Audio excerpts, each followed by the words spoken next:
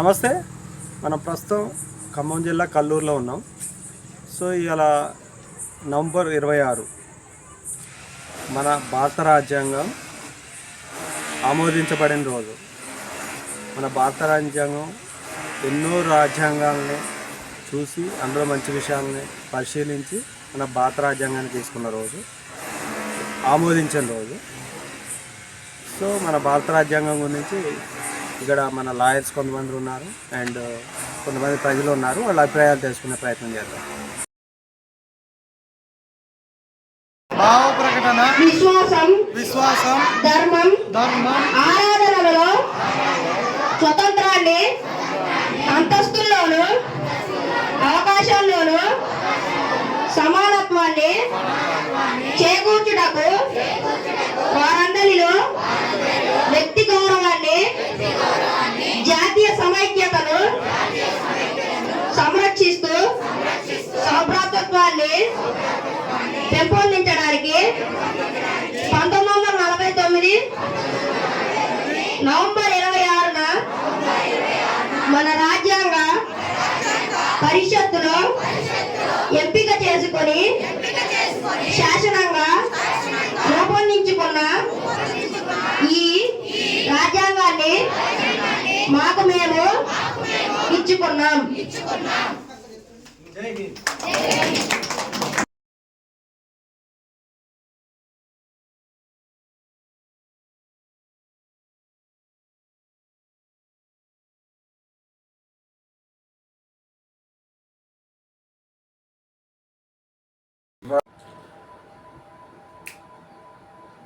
Okay, start చేయండి. రాజ్యాంగ దినోత్సవ శుభాకాంక్షలు. 75 ఏళ్ళు పూర్తి చేసుకున్న మన రాజ్యాంగ దినోత్సవాన్ని ఈరోజు జరుపుకుంటున్నాము. 1949 నవంబర్ 26న భారత రాజ్యాంగ సభ భారత రాజ్యాంగాన్ని ఆమోదించింది. అయితే ఇది 1950 జనవరి 26 నుండి అమల్లోకి వచ్చింది. భారత రాజ్యాంగం అనేది ఇది ప్రజాస్వామ్యానికి ఆయువు పట్టు లాంటిది. ఇది జాతీయ ఐక్యతను పెంపొందిస్తుంది. అట్లాగే రాజ్యాంగం అనేది అన్ని భాషలను, మతాలను సమానంగా అభివృద్ధి పరుస్తుంది. రాజ్యాంగం ద్వారా వ్యక్తి యొక్క హక్కులు రక్షించబడతాయి మరియు ప్రజాస్వామ్య విలువలు పెంపొందించబడి అన్ని మతాల వారిని ఈ యొక్క అవకాశాలు కల్పిస్తుంది. అట్లాగే ఈ యొక్క అంబేద్కర్ గారి అధ్యక్షతన డ్రాఫ్టింగ్ కమిటీని నియమించబడింది. అది 22 పార్ట్స్గా 395 ఆర్టికల్స్, 8 షెడ్యూల్ ద్వారా ఆమోదించబడి రాజ్యాంగం కల్పించిన స్వేచ్ఛా వాయుల వల్లే భారతదేశం అంతటా కూడా జెండా ఎగరవేసి సంబరాలు జరుపుకుంటున్నారు. అదే జనవరి 26, ఆగస్టు 15.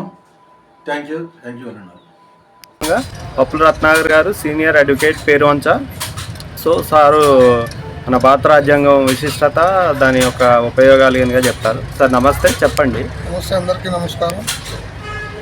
ఈరోజు గర్వించదగ్గ రోజు, భారతదేశానికి వినతిచ్చిన రోజు. భారత రాజ్యాంగం రచించి ఈరోజుకి 75 సంవత్సరాలు పూర్తయినది. ఇది అందరిది, ఒక్కరిది కాదు.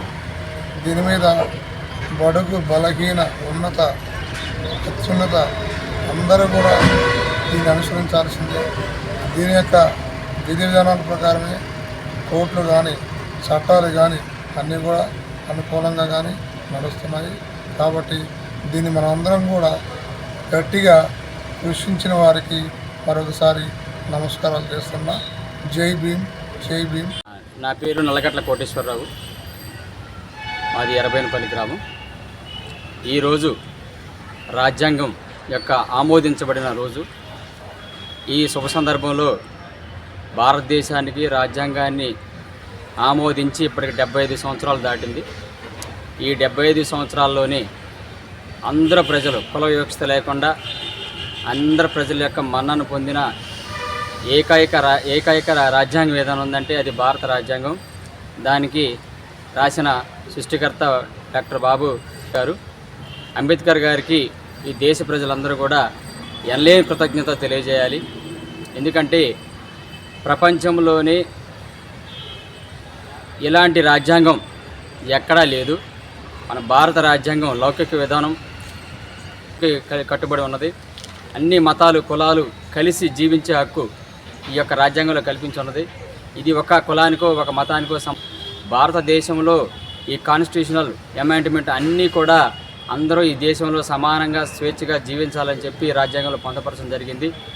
అందరికీ సమానమైన హక్కులు సమానమైన హోదాలు ఈ దేశంలో ఎవరికి ఏ రకంగా ఆమోదించాలో ఆ రకంగా దాంట్లో పొందపరచడం ఉంది. కానీ కొన్ని శక్తులు రాజ్యాంగాన్ని మార్చాలని అనుకున్నారు. మా జీవితంలో మా కంఠంలో ప్రాణం ఉన్నంగా రాజ్యాంగాన్ని మార్చితే మాత్రానికి ఎట్టి పరిస్థితులు దాన్ని సహించం. కాబట్టి రాజ్యాంగాన్ని మార్చే అవకాశం వస్తే ఈ దేశం మొత్తం కూడా తిరగబడి ఈ దేశాన్ని కైవసం చేసుకోవడానికి కూడా సిద్ధపడతామని చెప్పి తెలియజేస్తూ ఈ అవకాశం ఇచ్చారు. అదేవిధంగా ప్రజలందరికీ రాజ్యాంగ దినోత్సవ శుభాకాంక్షలు తెలియజేస్తూ ఉన్నాను. ఓకే, మనం చాలామందితో మాట్లాడాం, ఇక్కడ న్యాయవాదులు ప్రజలతో మాట్లాడాం. వాళ్ళందరూ ఏం చెప్తున్నారంటే భారత రాజ్యాంగం అనేది కుల మత భేదాలకు అతీతంగా అండ్ లౌకిక రాజ్యాంగం సరే అని అంటున్నారు. భారత రాజ్యాంగాన్ని కాపాడుకోవాలి, దాన్ని అందరూ అమలు చేయాలని కోరుతున్నారు.